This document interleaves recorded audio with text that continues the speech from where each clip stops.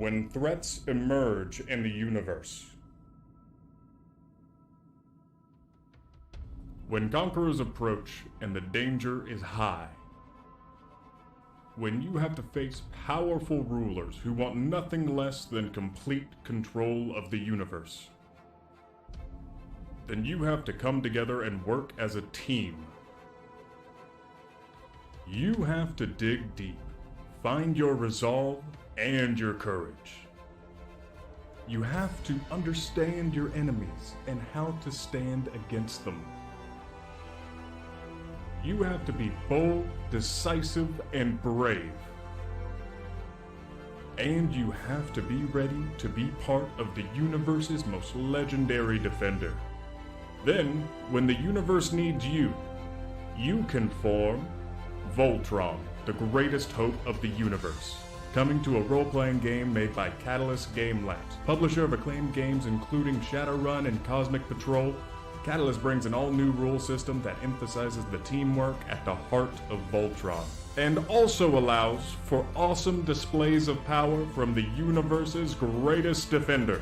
Whether you want to play in the original Defender of the Universe setting or the newer Legendary Defender series, a core book will be available for your preferences to help you explore a galaxy full of adventure. While the core game focuses on the paladins who join together to form Voltron, you can play as other characters such as nobles, cadets, or members of the Blade of Mamora, spinning out galaxy-spanning stories that encounter all manner of planets, creatures, and possible threats.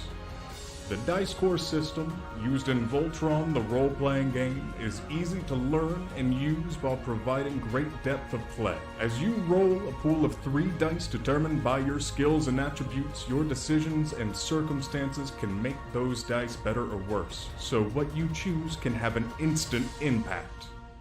Back now and join the fight to defend the universe.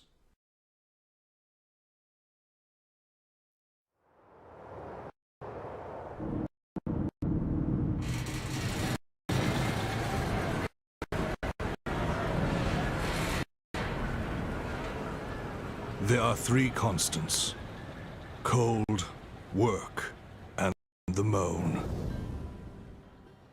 First is an ever-present danger. The second is weapon to fight it. Third is proof our weaponism, that the tools we have built to preserve us from the ice and snow are keeping them at bay. The world we knew ended 10 years ago. The great frost descended and the cold never relented. There are no more seasons, no more warmth. Things we took for granted in our old life, food, trees, comfort, are difficult to come by.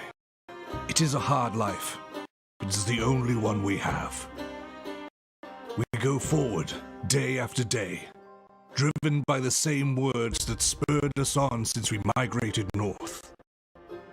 The city must survive. Frostpunk, the award-winning video game from 11-Bit Studios, is becoming a tabletop role-playing game from Catalyst Game Labs, longtime publisher of Shadowrun and Battletech. This society-building game pushes players to consider what they will do to preserve the fragile communities that they have built. Take on a variety of roles, from medic to engineer to hunter to explorer and more. See what you can do to build a society, confront crises, and overcome dangers of the continual cold. The choices you will face will not be easy, but they cannot be avoided. What will you prioritize? What will you value? If you keep hope in your people and reduce discontent, you can build a thing that lasts. But if things go poorly, people will let you know. You could find society crumbling around you and perhaps be exiled into the cold with no hope of return to warmth. Using the new Dice Core role-playing system, the Frostpunk role-playing game offers an easy-to-learn, fast-moving system that puts your character's decision at the center of any set and allows you to try and build and maintain a city that somehow manages to hold people together. Back now for your chance an entirely new kind of RPG.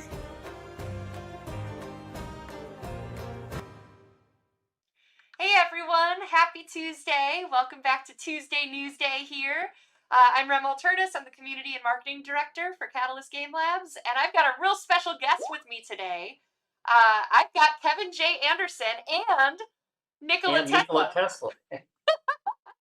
How are you, Kevin? This is an exciting day for me that we're going to be talking about. I've got two cool things happening both at once. Not intentionally, just happened that way. But I have a brand new Kickstarter that launched with a new novel, a new collection, a new combat card game from Catalyst, and a new jigsaw puzzle.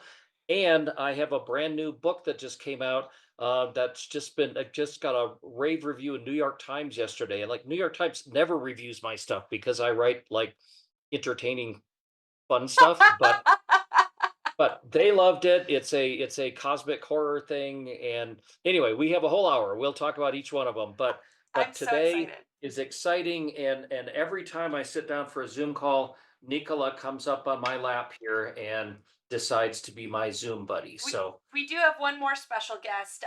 Some of you may have heard a couple weeks ago, one of my dogs got sick. He unfortunately didn't make it. And he was my furry little soulmate. So my husband and I have been in the market and have Micah has just joined our family. So Micah's sitting with me so he doesn't scream during our show. um, well, yeah, I'm excited to talk. we're like witches with our animal Right? familiars. That's what we have. Druids. Druids. Yes. I'll so I want to get right into the news for this week so I can maximize our time with Kevin. For those of you who don't know, Kevin is a legend. We'll get into why, but if No, I exist. I'm real. the myth, the legend, we're talking to ourselves here. All right, so a couple of news bits. So first of all, just want to shout out, if you haven't seen on our socials yet, prolific writer and BattleTech author Stephen Mohan passed away last week. Yeah, so we did a statement on Catalyst's website. You should go check it out. But he did a lot for the BattleTech universe, and he's going to be sorely missed. Second, also sadly, it's been a rough week. These things are coming threes.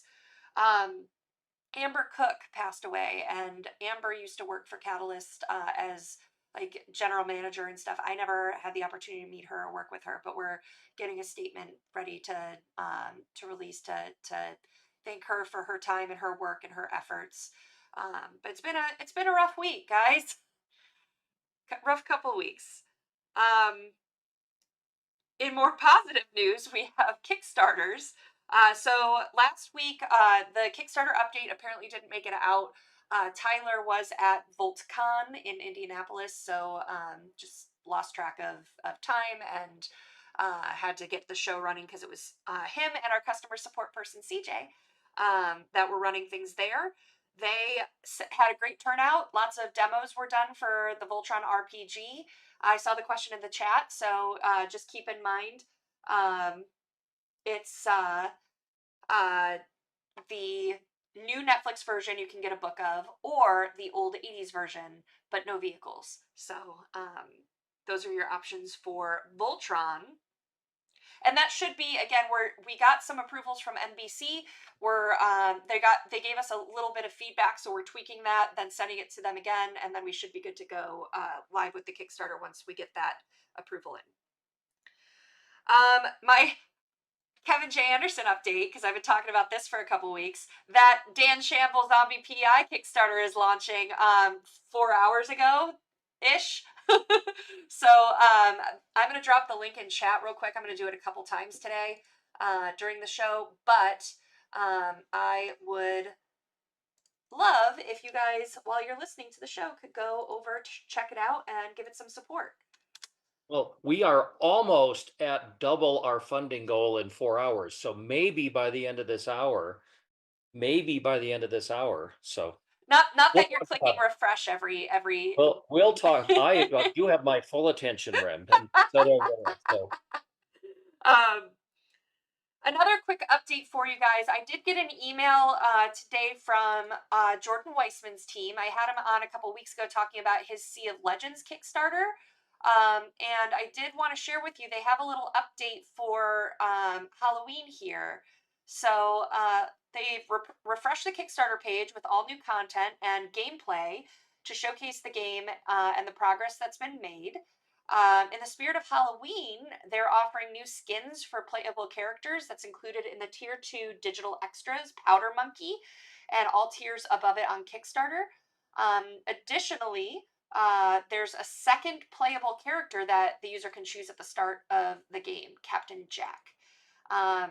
There will also be they're preparing a community vote where backers will be able to choose the first of 6 additional playable captains that will be available on release.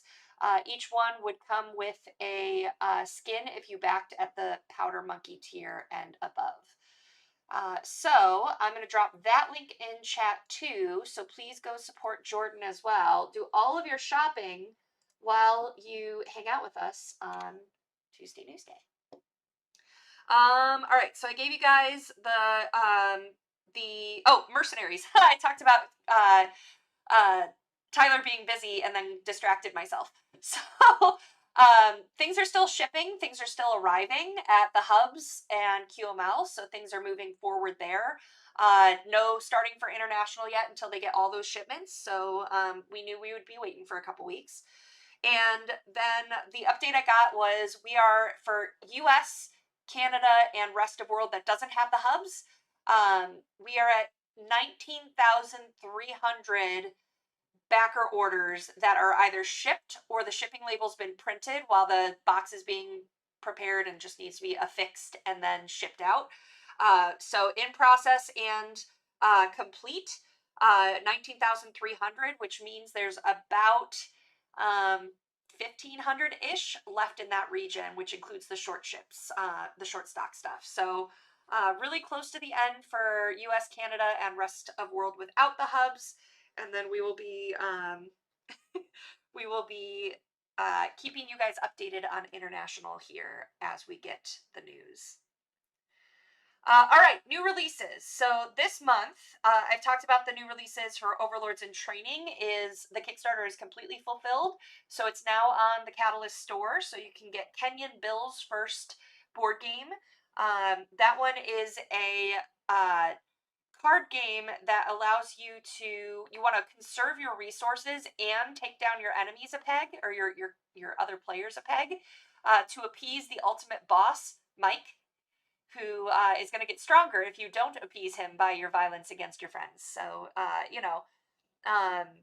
but the ultimate fight with the boss, Mike, he gets angrier and gets more powerful, like the Hulk.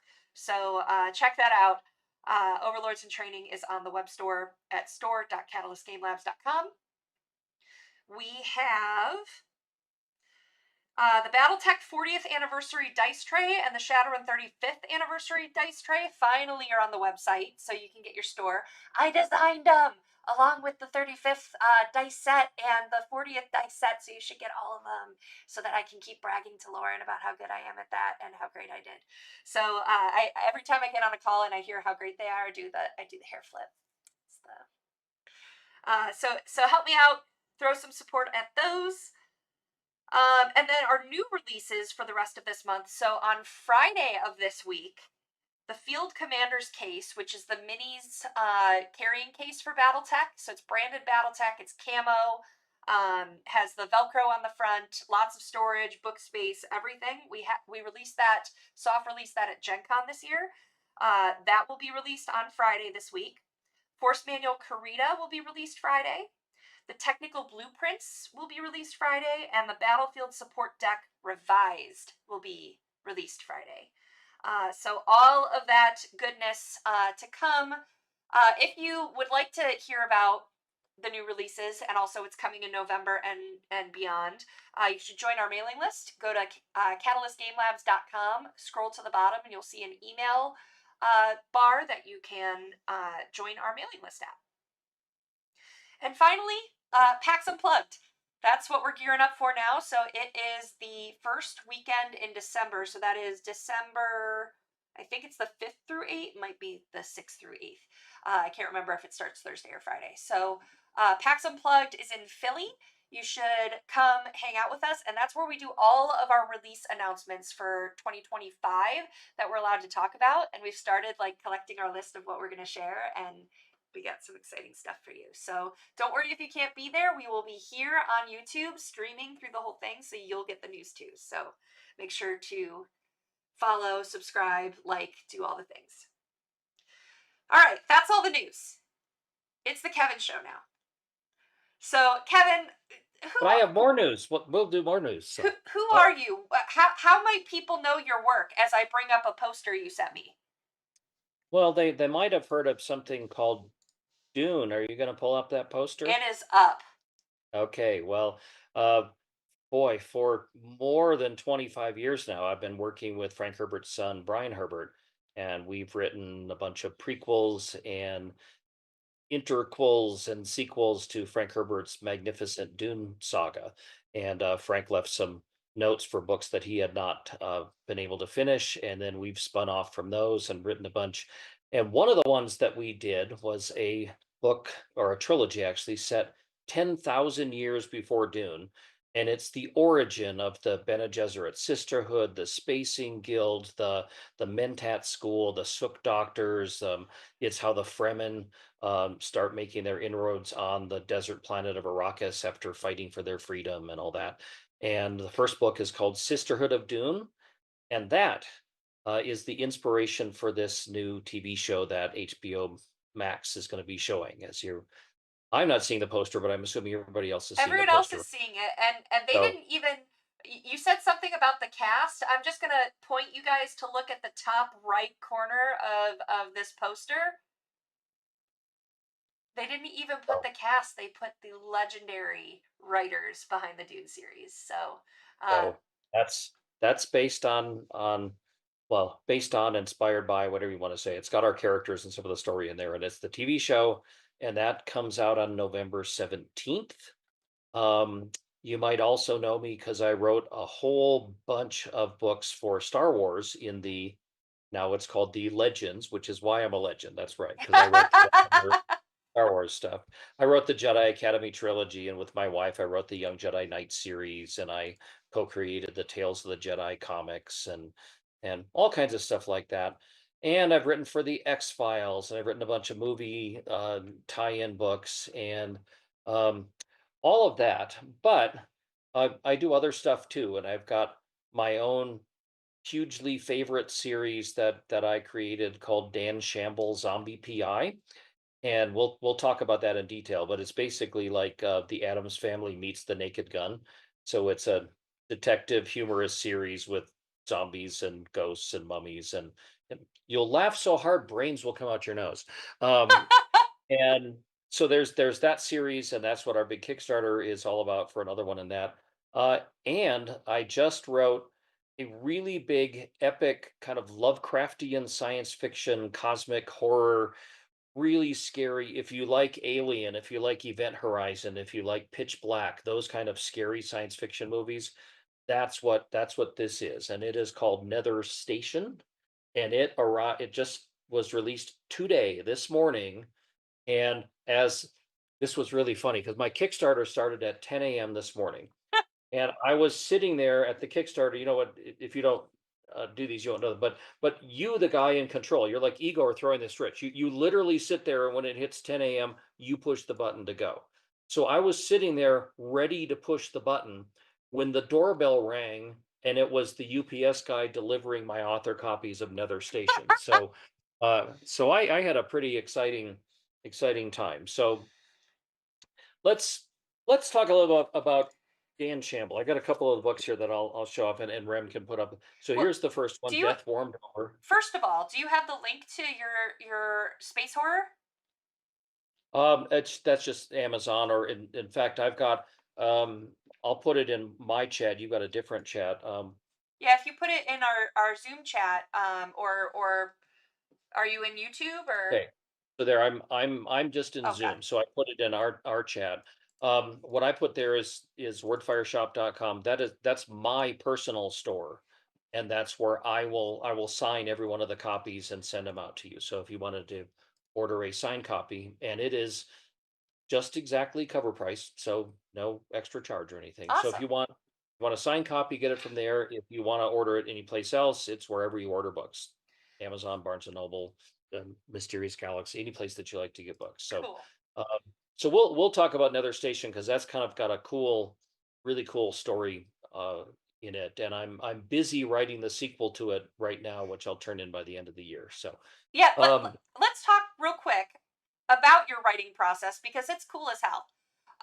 So how Kevin writes? How to explain this to us because I just love this. I I have this little tool here called a micro digital recorder, and I go out walking. I live in Colorado. We have the most beautiful mountains and forests and waterfalls and lakes, and I kind of live in a forested area. So I just go out walking. I've done my writing by dictation for 30 years. I mean, like my entire career. That's how I like to write. I really can't get into the zone as much if I'm just sitting here staring at a screen and typing with my fingers. So I go out and walk. And in fact, so I'm trying to get the sequel to Nether Station done. And I've got the outline, and I'm like, I've got to write 1 or 2 chapters every day to stay on track. And today I launched the Kickstarter. The book came out. I'm doing all this promotion, and I ate lunch and I went, all right, I've got to be on Rem's show, and I've got like an hour. I can go out and do 1 chapter. So I took my notes and I went out walking around, and but then of course you sent me the link in the middle, and we're supposed to test the audio. I'm like, but I gotta finish this chapter. So I finished the chapter 1 minute before I logged on to here. I um, came inside and managed to sit down. So I download the audio file, and I have an AI transcription that takes my words. It's my words, and AI doesn't write the thing for me. It just takes my words on on the recorder and puts them into a Word document, and then I edit it. Now that has worked great for me. My writing productivity is incredible. I love having the excuse to go out hiking because then my office is in the mountains, and uh, the disadvantage to that was on a hike in August, and I was doing a mountain climb, and I fell on the trail. It was the pouring rain. It was very steep, and there were rocks and roots, and the mud was kind of the consistency of Vaseline. And I slipped, and I broke my ankle. So I broke my foot. I had to hobble on 1 foot with a broken ankle for a mile back to my car and get home. And so I've been in like an ankle boot for 8 weeks, and now I'm in this ankle brace, so it's a lot more slim and stylish. But I can at least go walking again, and I've been getting back in the swing of things It, and loosening up my foot and exercising. And it's fun to watch. If you follow Kevin's fan page on social media, he does updates. It's really fun to see pictures of the mountains on his hikes, and pictures of the ankle brace. I know you were going squirrely when you couldn't walk. Uh, it really cramped my style, just having to sit there in a Darth Vader boot and just be like on the back porch and dictating. It's just not the same. But anyway, that's how I'm writing. So now I'm 2/3 of the way finished with Nether Vortex. It's the sequel to Nether Station. awesome. And let so the ending of Nether Station, it's a literary term. If you've taken like college English courses, you might know the term. All the shit hits the fan, and then I have to get them all out of it, and it's just going to be 2 books. So we'll wrap it up there. Um, well, we're talking Nether Station. Why don't I go ahead and just go into that one? So Yeah, yeah. I've always, I mean, I read Weird Tales was one of my things when I was a kid. All of the Robert E. Howard and H.P. Lovecraft, and the weird sword and sorcery stuff, and the Cthulhu mythos and the elder gods, and the creepy cosmic horror stuff. And so Weird Tales, they started a book line, and this is one of the first books that they post. See the Weird Tales presents there up on the top. Um, and they asked me to write a story that was kind of the Weird Tales brand, and I just like, oh man, that's like saying, here kid, here's a candy store, what do you want? And I started thinking, I really thought that there is a need and a readership for like dark science fiction horror, that kind of thing. Because look, I wanted to, I was reading science fiction since I was a kid. I wanted to join Starfleet. I wanted to seek out new life and new civilizations and go boldly go and explore everything. And that's exciting. But if you think about it, space is pretty damn scary too. It's big and it's dark and it's empty and it's full of the unknowns, and that if you fall forever in whatever direction you're going, and it's cold and lots of mysterious things out there, and it's just ripe for the kind of horror. And just think, if you're kind of isolated on a space station at the far edge of the solar system where you can barely see the sun, it's just this bright star down there, and you're you know hundreds of millions of miles away from the nearest person. And uh, it's kind of like being stuck in an Antarctic research station, but a lot farther away. It's just like offers opportunities for great things. And Cool. so in Nether Station, we've found they discover a wormhole at the far edge of the solar system, like in the comet edge of the comet cloud.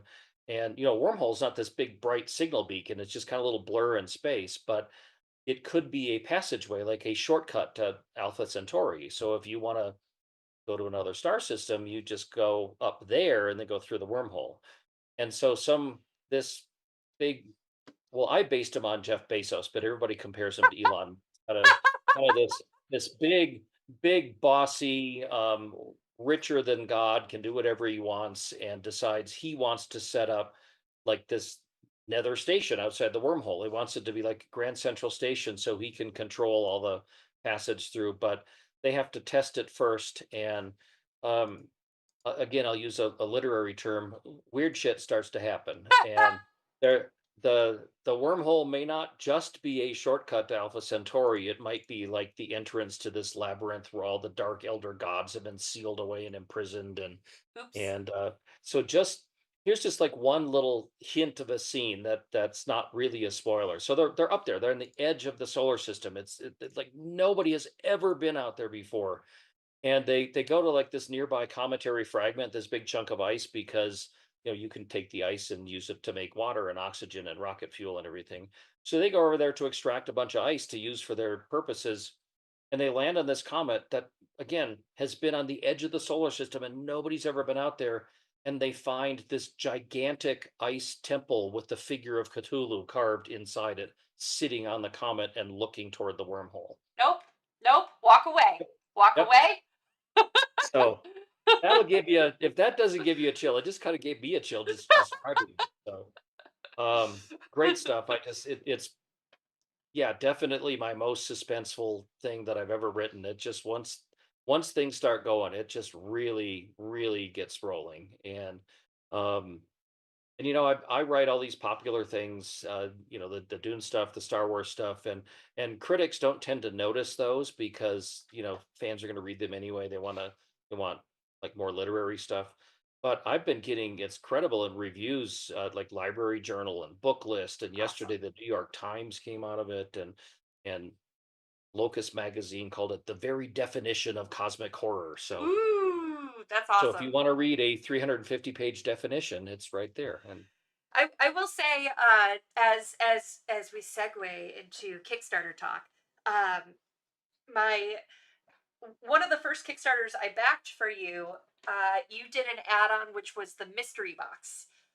So Kevin's got a lot of great add-ons, and one of them is that you can have 12 random books from Kevin's shelves, from his house. And I was like, that's kind of cool. Like, and they're all Kevin books, and like, what'll you get? And well, I've got tons of leftover books and I want to get them in the hands of somebody who wants them. So that's great.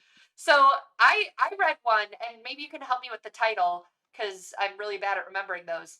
Uh, but it was the one where the nuclear power plant, that is then or no, the weapons, nuclear weapons. Oh, I think it's Fallout is what you're thinking.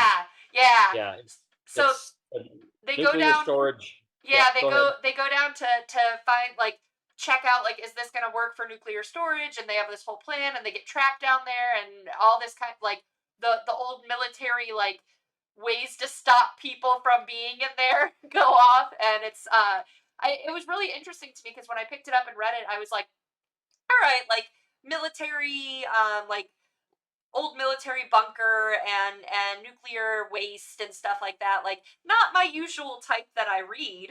And I was like flipping the pages and like staying up way too late to read. So it's a good read. So Yeah, and that one's actually called Kill Zone, and we describe that it's the Poseidon adventure, but in a nuclear waste thing. So it's like inside a mountain with all these interfaces and interlocks and safety things because they don't want terrorists to get the nuclear like rods and stuff. But these people are trapped down there when like a glitch happens and it sets off all the perimeter systems, and so they have to get out. Anyway, It was that cool. that actually might be one of the books that I keep putting into the mystery box because I do have I got like an extra box of them way back when it first came out. I So like that one a lot. And then the Kickstarter that I had actually backed was Dragon Business. mhm. So this is kind of getting us segued into the comedy writing that you've Well, done. can I put a pause for just a Yeah. second? Because I know we could. If I share screen, can they see it? Because I've got this awesome movie video trailer for Nether Station. They can't, but I might, if you send it to me, the link to me, I might be able to coordinate Well, something I here. I will I will send you the file. Would that work, or can you That'll work. not? Yeah. Okay, let me indulge us for just a minute. I promise you it'll be worth it. Well, So while he's sending me that, so Dragon Business, and it was into the what's the other book? Skeleton in the Closet. skeleton in the closet. That's like it's also funny stuff. It's like the Princess Bride meets Dirty Rotten Scoundrels. Yeah, and And I mean, it's funny. It's Dragon Business is it's like a gang of medieval con men that sell their services as dragon slayers, but there's no dragon. They like put fake footprints around and burn down some peasant houses, and then they go to the king, say, "Hey, king, you got a dragon problem. We'll solve it for you for 100 gold pieces." And they've got like this taxidermy, a bunch of crocodile heads that have been stuffed. They go, "Here's the dragon. We killed it." I it was a really Then of fun course read. there is a dragon. So um, you should have the video by now. So this is Blackstone did this, and it is a really, really good, like a 30-second video trailer for Nether Station, and better than anything that I could have done. So kind of gives you the real vibe for it. It'll And give me a minute to coordinate this with the streaming platform. Uh, so so I did. We'll talk about Dan Shamble in just a minute, but the one that just launched this morning is my fifth Kickstarter, I think, in the last 3 years. So I don't do a lot of them. It's not like I'm not like Catalyst with one every 38 hours or oh something like oh, that. But he's coming at us, guys. He's coming at us. You're not I wrong. just can't imagine just the work on it. In fact, here I'll talk about while you're busy, because you were giving people in the news about how the address labels have been printed and the boxes and the shipping and stuff. And I just want to tell you guys, like, don't underestimate the enormous amount of work that this is just to fulfill all the stuff that you do. I mean, I had a big one about 6 months ago, which was a 7-volume set of my collected short stories, and that one was my most successful campaign ever until this one today, which you guys are going to all back. Um, but but that was 7 hardcovers, and we had like 900 backers, and so it ended up that we had to mail out like 2,300 hardcover books and get them printed, and of course people wanted the 3 fantasy books or the 3 science fiction books or the 2 horror books, and you had to I mean, just this organization of setting it all up. And then I know as consumers you get all kind of cringy when it says shipping and handling. You go, wait, the postage was only $5. Why are they charging me $7?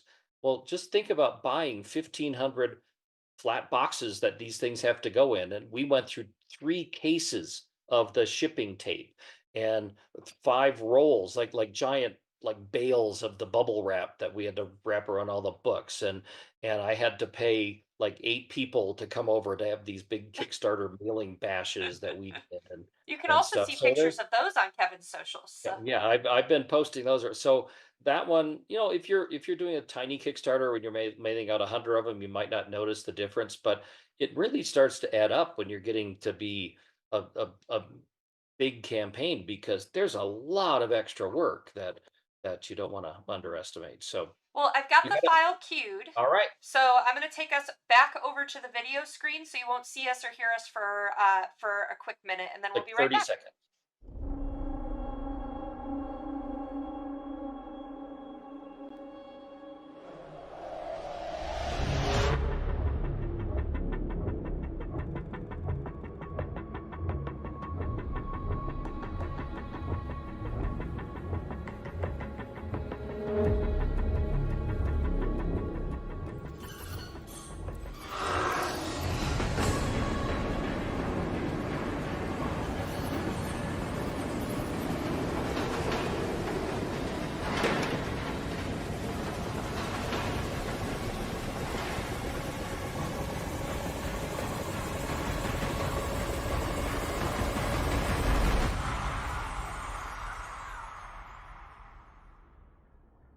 That's cool. There you go. That's why I wanted you to see it, because they did a really good job, and I could talk about it, but now you just see how cool it is. That's awesome. And you see what $10 to some of my author friends will do, those great quotes that they gave us. So Right? anyway, Nether Station just came out today, and it's great cosmic horror. I think you'll like it. Wordfireshop.com. Check that out. But let's switch on over to the Kickstarter, which Right. is for the Dan Shamble Zombie PI Apocalypse. Tell us about it. Yeah, we got a big. So I'm gonna back up. I about 10 or 11 years ago, I came up with this series that Dan Shamble Zombie PI, which I mean, I'm a zombie apocalypse guy. I watched all The Walking Dead. We watched World War Z, and it was like one of those weeks when yet another week when one of your beloved main characters in The Walking Dead just got killed and munched, and my wife and I were sitting there. I just said, why do zombie things always have to be depressing? I think it's time for Spaceballs. And I came up with this zombie detective, and it's the whole setup that it was this weird. It was the alignment of planets, and that happened once in a zillion years, and it was a full moon on the spring um, equinox, and virgin's blood was spilled on the original Necronomicon. And well, the virgin was a 50-year-old librarian who did a paper cut when she was trying to shelve it away, but it was still virgin's blood on the Necronomicon. And that caused this cosmic event that brought back all of the legendary monsters and ghosts and werewolves and mummies and everything. And after a little bit of uproar, um, they realized that monsters and unnaturals just kind of want to live their own lives like everybody else, and so they moved to what's called the unnatural quarter. And they're all, I mean, they're not just monsters out to kill people all the time, that they're monster accountants, and they run restaurants. There's a ghoul that has a diner and all this stuff. And Dan Shambo is just a private investigator and human, and he works solving like missing persons cases, and werewolves get divorced too, and one of the werewolves is trying to get out of her prenup because her husband is no longer the man she married, because he turns into a werewolf every month. And there's a vampire who needs protection because he's terrified, and he sees pointed wooden things all over the place and thinks people are trying to kill him. And there's a mummy who's suing for, he wants to be emancipated from the museum because he's a person, damn it, not property. And so it's all these ridiculous dad jokes and cases, and of course Dan and his beloved girlfriend, who's a nightclub singer at the Basilisk nightclub. She's the beautiful human who's singing in front of all the vampires. And well, she gets poisoned, and she gets poisoned and dies. And Dan tries to solve her murder and investigates it. And then in the course of that, somebody comes up in a dark alley and shoots him in the back of the head. And normally that would be the end of it, but she comes back as a ghost, and he's back as a zombie, and he's back from the dead and back on the case, and they're still working together, and they're still very much in love, although nobody can touch a ghost, and so it kind of makes the physical part Aw. difficult. But anyway, this I love this series. I wrote the first one. I sent it to my agent, and said, "Well, what's this? This is hilarious." I said, "Well, it's my new series," and he said, "Well, but Kevin Anderson can't write humorous horror." And I went, "Well, but you just told me it was hilarious." He said, "Yeah, but you can't write that. You write like big Dune books and stuff." I said, "Yeah, but I like this one." And like none of my regular publishers no, we didn't talked about it. I have 24 million copies in print in 34 languages. And my publishers just didn't take it because they said, well, but Kevin Anderson doesn't write humorous horror. And so finally we sold it to another publisher, and they published the first three. But they they didn't do it really the way I wanted it. I wanted them out. These are fast. They're funny.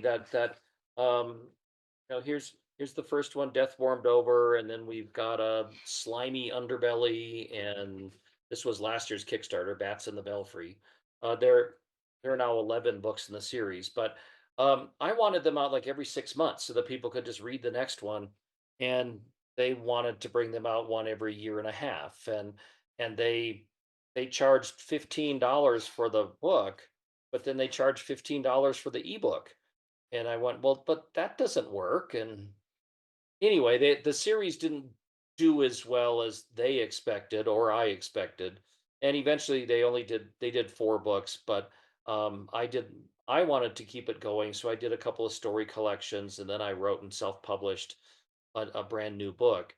But then somebody, a good friend of mine, Dean Wesley Smith, and also one of my big mentors, some guy named Lauren Coleman, who founded Catalyst Games, Sounds like a uh, loser.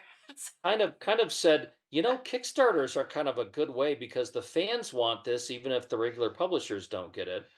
And I went, a Kickstarter, really? That sounds like a lot of work. And isn't it just for like authors who can't make any money and they need to beg for money? And they kind of set me straight and said, no, no, no. A Kickstarter is like for people who want to get in on the ground floor, that they want to be at the backstage club, they want to get their special editions, or they want to get their books before anybody else.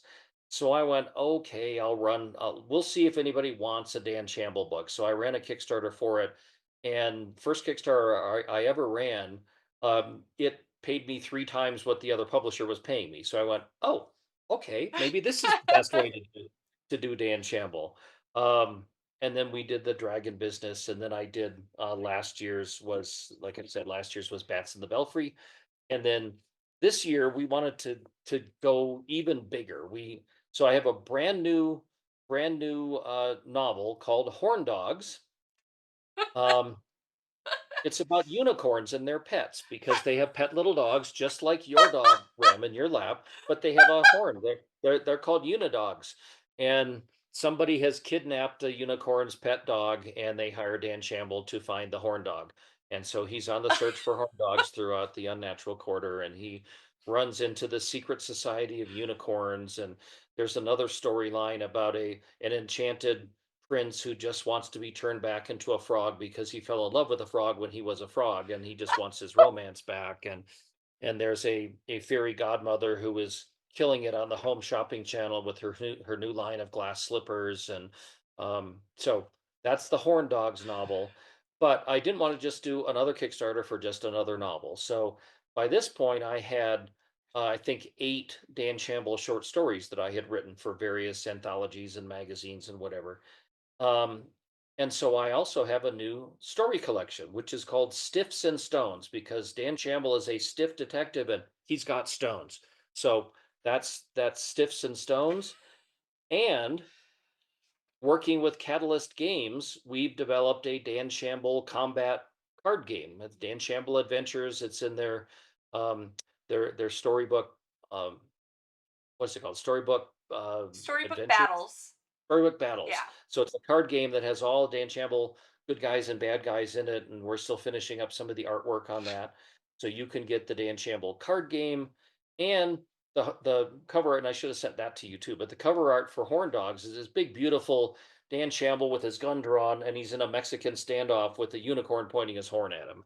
And so that artwork is great, and we've made a jigsaw puzzle out of that. So it's called a Zombie PI Apocalypse campaign. So it's the new novel, a new story collection, the combat card game, and a jigsaw puzzle. Yeah, And if you don't use the link, if you just search Dan Shamble or um Kevin J. Anderson, you'll be able to find it as well. I have to sneeze and I'm trying to stop it.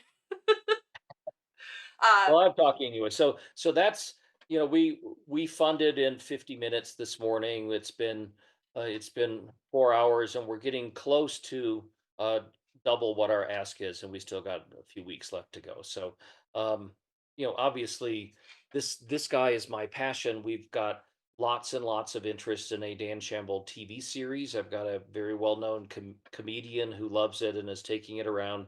Um, and yes, I could just stop there, but I feel compelled to say, don't ever believe anything when Hollywood tells you they're interested. They're all interested, but don't believe it until they actually start making something. Um, I have faith in it. It's a hilarious thing. These are full of dad jokes. Um, but we've also got coffee mugs and pint glasses and all kinds of other fun stuff in there. Um, oh, and I'm a big audiobook reader. I listen to all my books as audiobooks. And the original publisher did the first four Dan Shamble books with their audio reader, and then I did a couple of the story collections, like I said, and we farmed out and got another contract audio reader. But then when I went back and listened to all through the ones that existed, I just wasn't very satisfied because they pronounce the names differently throughout different things. And the most frustrating part, like these are full of dumb jokes. And a couple of the narrators didn't get the jokes. They just like walked right through the puns and they didn't stop for the wah wah. And so I decided to go into the studio and I went and re-recorded all of the Dan Shamble audios. And so that's one of the things. You can get the complete set of Dan Shamble audiobooks, get the complete set.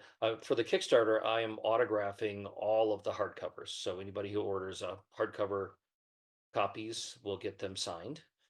And this is my character. I really enjoy Dan Shamble and lots of fun stuff. That's So awesome.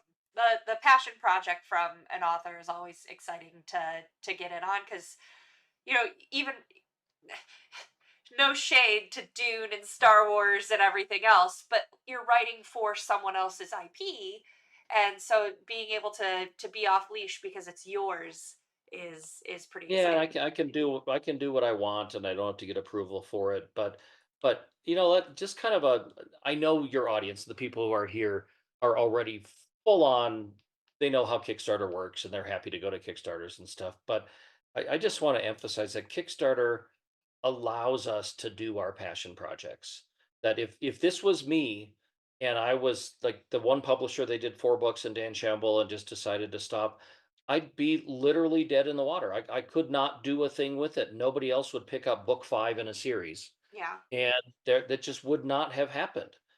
But it's because of Kickstarter that it's brought the zombie detective back from the grave. And that's and I love it. So now every year I hope that I will just do another Dan Shamble book every year and we'll fund it through Kickstarter and then we'll just keep selling him on Amazon and wherever else and kind of do this. Well, and we talked in the past weeks that I've been on Tuesday Newsday here and told you guys about Kevin's campaign that's coming up.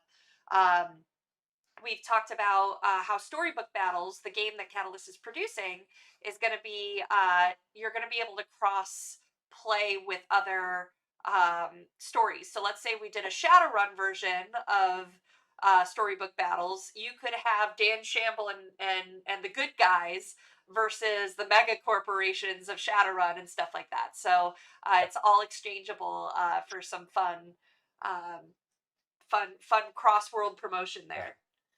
Yeah, Um, I think the Dan Shamble is the first one Catalyst is doing as sort of an outside IP, yep, right? yeah. Because I think you've got Alice in Wonderland and Peter Pan or something like that. So No? those were what they were first. It was pitched to us as, but I'm not sure how we're going to be releasing those yet. There's a couple of different plans in the works for that. Right. Maybe So tune into PAX Unplugged to learn more. so I'm glad to be the guinea pig and Dan Shem. We've got mad scientists in there that love to experiment on things and in fact one of the whole storylines in book 3 called Hair Raising, that there was a bodybuilding competition, but it was mad scientists who were building Frankenstein monsters, and that was their bodybuilding competition, and whoever got theirs built first and reanimated got to win the competition. I hurt. I physically Of hurt. course, of course. It goes on and on and on, and it's like the once I started working on this, I mean, the jokes just kept rolling out, and so Dan Shamble, his best human friend, his BHF, is a police a cop who walks the beat in the unnatural quarter, and he's human, and he got assigned there because he kept telling politically incorrect jokes and got him in trouble. So he got transferred to the unnatural quarter because he can make politically incorrect jokes about monsters and nobody cares. And so he's just full of these stupid jokes, and I reach out to my fans on social media going, I need some more stupid Dan Shamble jokes. So I get flooded with That's these. awesome. My favorite one is what goes ha ha ha thump, a zombie laughing his head off. You're laughing. Come on, you're laughing. It That is the hurts. that is the caliber of the humor that we're talking about here. It's very, very subtle and cerebral. Ugh. All right, we're gonna switch over to questions from the chat. All right, all right. All right, Ozzy Sturm asked Kevin, with writing in an already established universe like Dune, Star Wars, etc., how much interaction do you do reaching out to other authors or creators of the universe? Well, with the Star Wars stuff was kind of that was my first big one, and Timothy Zahn had done his Thrawn trilogy, and then I was next. So we were like early on, and I was plotting mine to take place like a year after his. And so as I'm plotting mine, Tim was writing his third one, and so I said, "Hey Tim, could you throw this line in your book to set it up for my book?" Ooh. And he did. So there's stuff in the last command that sets up for mine. And then I was also working on the writing on Tales of the Jedi comics and building those. So those comic characters got put into my novels, and we had this slowly growing pool of authors who were working together in the Star Wars universe, and we had this furious conversation and correspondence of, "Hey, I'm doing this. Can I?" And so we kind of all kept it as a tight little fan club, and we loved it. And then, I mean, at the time, Lucasfilm didn't they didn't really have this whole group of people that were watching details for canon. We had to babysit ourselves. And I remember one time Lucasfilm asked one writer wanted to. There's something called the Jedi Holocron. It's like a database that they found in those old Masasi temple ruins, and I had them find it in my books, and it was used as a database. And this one author wanted to destroy it, and so Lucasfilm wrote me and said, "Kevin, this author wants to destroy the Jedi Holocron. Can he do that?" And I said, "Sure, we'll just find another one if we need it." So that was how we interacted there. Now for Dune, it's just me and Brian Herbert. I mean, that what we have is Frank Herbert's novels. We've got like thousands of pages of his own notes and chapters and things, and we've kind of used all of those, and we've expanded from there, and we've built on those. And so it's me and Brian that we're constantly talking about how we're developing things. And that's kind of nice that we don't need to get approval at the end of it, that it's based on our own research in the universe. But I like it much better when there is interaction with the other authors, because it's a shared universe where we're all playing in it. And I mean, I have done some other ones where it's like just me on an island writing this book, and I don't know who else is writing things. And um, but it's a fun project. So getting to write books like that, it's kind of like a fanboy's dream. Like, you mean I get to make up Star Wars stories and get paid for it? Cool. Yeah, So right? Awesome. Ozzy Sturm also asks, what advice have you given to authors wishing to use your books as a reference to their novels or RPG? um I don't know if they mean like to inspire their own stuff or just to get writings. I mean, if you're reading my Dune books or Jedi Academy books or something like that, I mean, you can't write your own sequels to them. That's fan fiction, and Lucasfilm. Well, I guess worse than Lucasfilm, Disney doesn't like it, so don't get them scared. But if you my writing style, I want to be utterly transparent. I want you to be reading a movie when you're turning the pages of the book.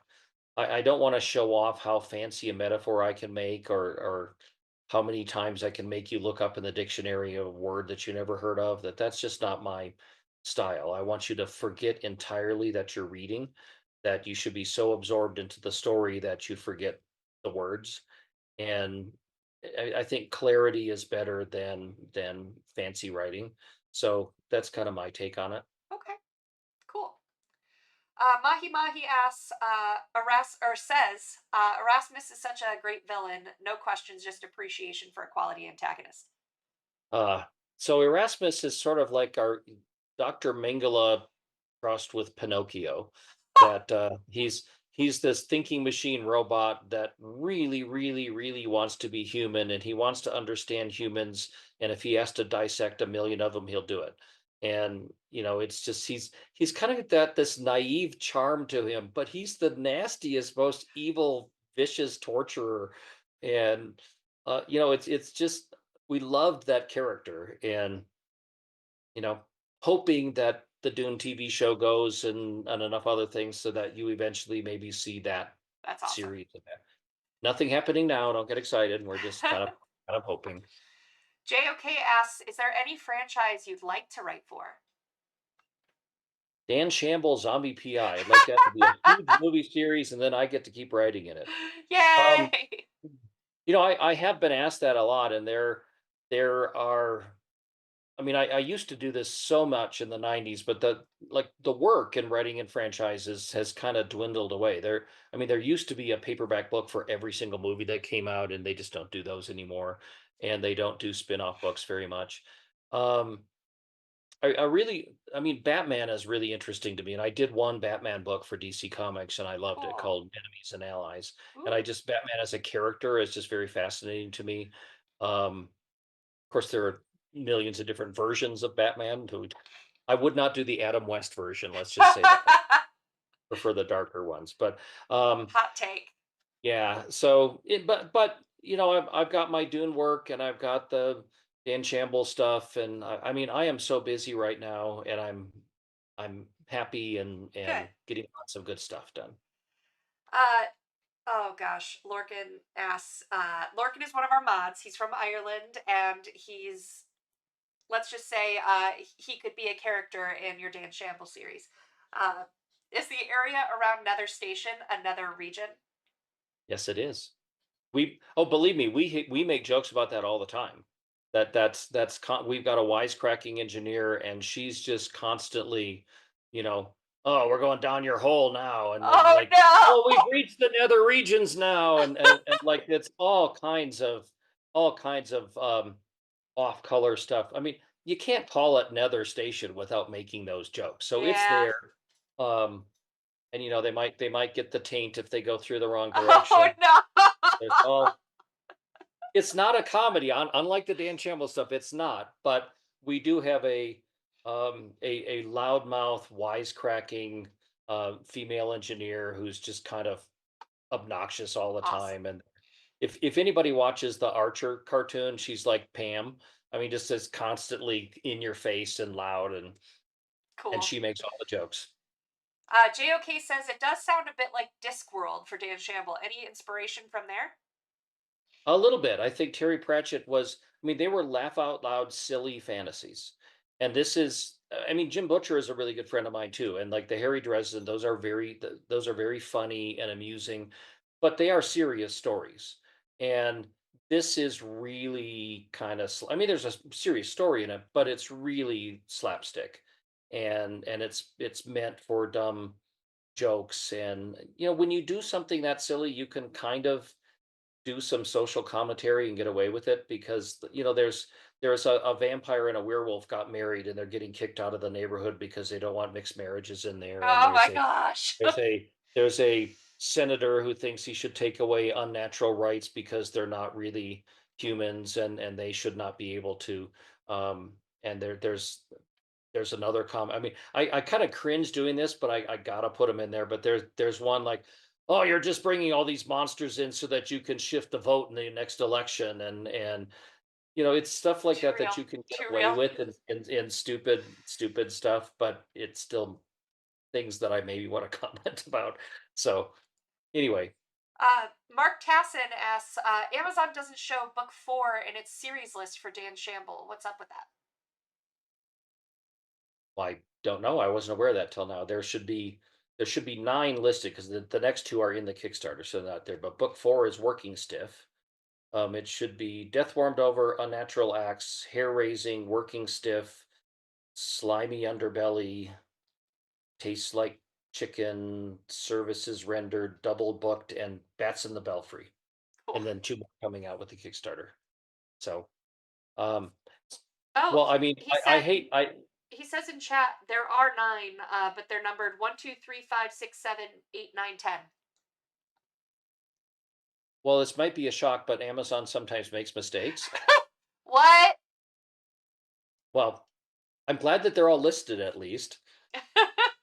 Well, we'll have to look into that. And then I know we're at 5:01 here, guys, so I do want to wrap it up. Let's see if there's any things quickly I can update that I haven't done recently on other episodes. Any update on when we'll see the premium Wolverine or premium Battlemaster on the Catalyst store? I'm actually going to copy and paste that question to Talon right now. There he is. Paste. Boop. Thank you for that. And I can get an answer hopefully soon. What else do I have? I have too many windows open is what I have. Let's see. Will the glittery laser cut dice from the Mercs Kickstarter be sold later?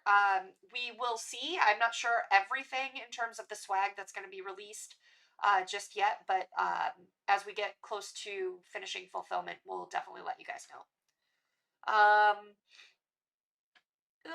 Trying to hurry. PAX Unplugged. This is what events and showcase can we expect when visiting? Surprises. Lots of surprises. You should definitely come hang out. All right, I think that's everything that I can cover quickly. So thank you, Kevin, so much for being here and talking about the Kickstarter. I'll drop the link one more time if you want to say goodbye. All right, awesome. We're really close to twice the asking point. So I hope you guys will join us, and I hope you'll just love Dan Shamble. It's a big kick for me, and I enjoy the series so much. So go for it. And thanks for having me on. And if you don't like to laugh, try Nether Station. Maybe Awesome. that's not the right pitch, but okay. If you don't like to laugh, try this. Oh, that's so good. Awesome. Well, thank you guys so much for being here with us. Thank you, Kevin. Go support the Kickstarter. Check out all the add-ons. Make sure you get a Catalyst game along with your pledge. And we'll see you guys next week. Thank you so much. Thanks. Bye.